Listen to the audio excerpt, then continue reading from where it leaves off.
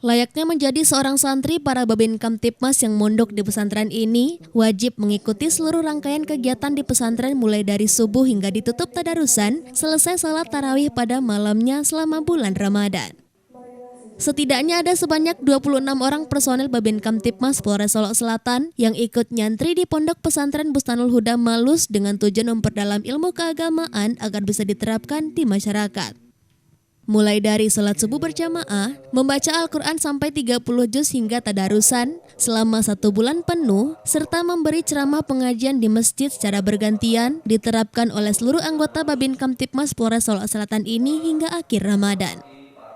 Kegiatan ini dilaksanakan karena personel Babin Kamtibmas merupakan penyambung lidah masyarakat dan bersentuhan langsung dengan masyarakat, sehingga diperlukan akhlak yang baik dan santun dalam melayani masyarakat, dan dengan modal akhlak yang baik, diharapkan pelayanan terhadap masyarakat bisa lebih maksimal karena berbasis agama. Dan polisi nyantri di pondok pesantren ini merupakan salah satu inovasi untuk meningkatkan keimanan dan ketakwaan kepada Allah Subhanahu wa Ta'ala. Terima kasih pada kesempatan sore hari ini, alhamdulillah kita dari Polres Solok Selatan mengadakan kegiatan inovasi selama bulan suci Ramadan, yaitu polisi mondok di pesantren. Dalam ini pesantren Bustanul Huda Malus di Kabupaten Solok Selatan. Tujuannya apa? Tujuannya yaitu pertama meningkatkan keimanan dan ketakwaan terhadap Allah Subhanahu wa Ta'ala, sehingga dalam pelaksanaan tugas khususnya Babin Kamtibmas, yang mana Babin Kamtibmas itu tugasnya adalah langsung bersentuhan dengan masyarakat, di mana kami sadari bahwa perlunya akhlak yang baik dari seorang personil Polri untuk melayani masyarakat.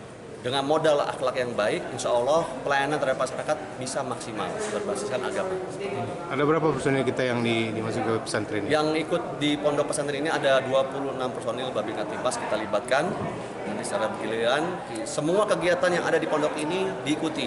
Mulai dari subuh sampai nanti buka puasa maghrib. Seperti itu. Sebulan penuh, Pak? Ya, sebulan penuh.